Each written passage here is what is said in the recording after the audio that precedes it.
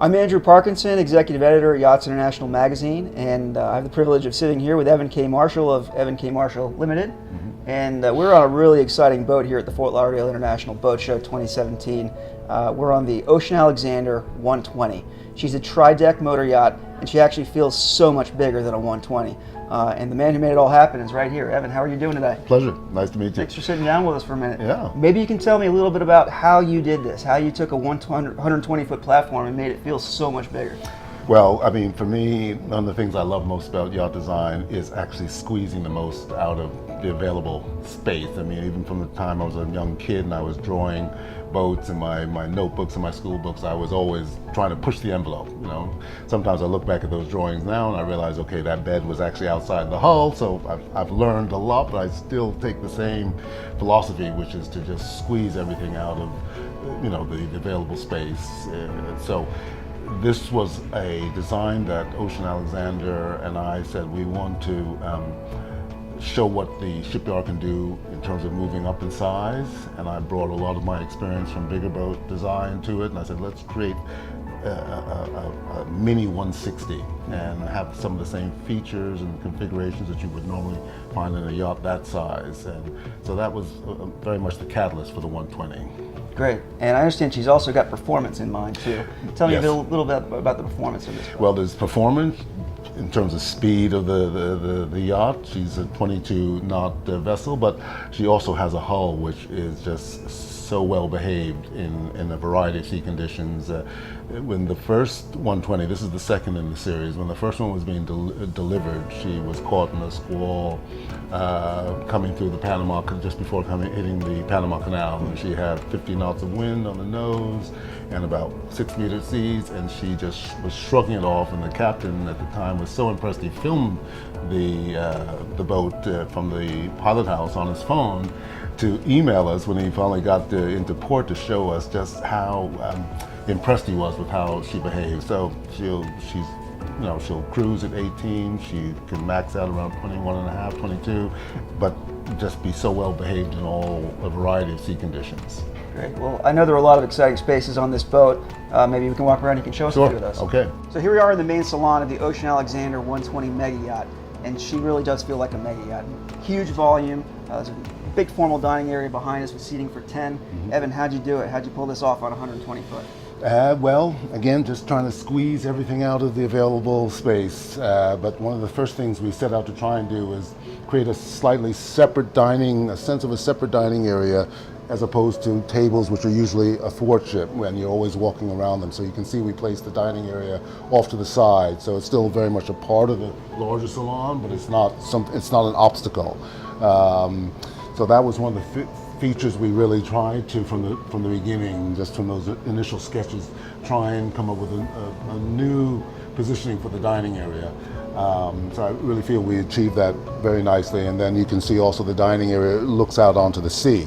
So we want to make the experience of dining, whether you've got those doors closed or open, something that you're always able to take in the sea, because that's what yachting is about. You're on the water, you're usually in beautiful environments, you want to experience that. So, you know, that was something that we kind of were able to achieve because of the volume of the space, but also some innovative thinking a little bit in terms of how we laid it out.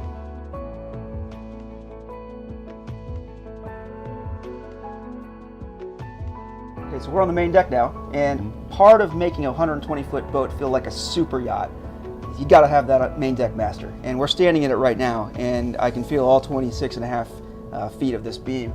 Evan, how'd you do it? What are we looking at? Well, here? this is that mega yacht distilled down to a 120-footer.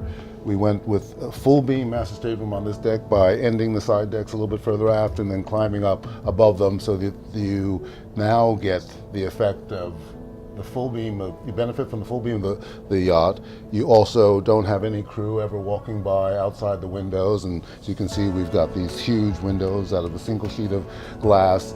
So it really then just gives you that feeling of privacy, and that your stateroom is you just love it, because you just feel, you know, especially when you would be out at anchor in the Bahamas or something, you'd have a fantastic view. So this was really part of what we were setting out to achieve, something that just gave people the feeling of owning a 120-foot yacht that had the same attributes as a 160-foot and larger vessel. Super quiet, super private, and super luxurious, as you can see. That's right. And then, of course, you have to think about the practical things. We want to look beautifully appointed, but we have to have, great storage. So we're always thinking about lifestyle, but also practicality. His and her bathroom, but still designed in a way that they are joined, but allowing us to really maximize the features of the bathrooms, the walk-in closets. We really want to design yachts that are beautiful and can be enjoyed in that respect, but also are practical and can be enjoyed not only by the owners, but that the crews find, easy enough to work with, so that they can make sure that the owner's experience on board is fantastic. Excellent. So now we're standing in what's usually one of my favorite places on any yacht, the galley. But to say galley kind of undersells it a little bit, because this is so much bigger than just a galley.